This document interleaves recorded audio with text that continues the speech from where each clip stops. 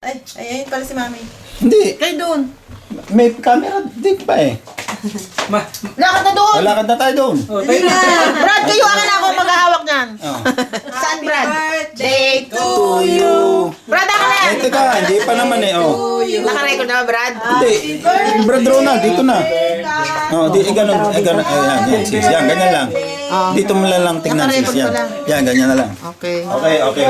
1, 2, 3. Happy birthday. Asan yung camera, Mami? Ito, sandali lang. Hindi ka na babalik dito? Pag-isipan ko ba mangungutang na ng pamasahe ngayon Wala galing nga dito sa kami. Baguta Hotel. Kaya nawakan siya na sa Philippine government ng Pilipinas, napauwi na siya. Eh hindi naman siya pinalayas, siya ang uso orang lumayas. Walang pakialam ng Pilipinas eh.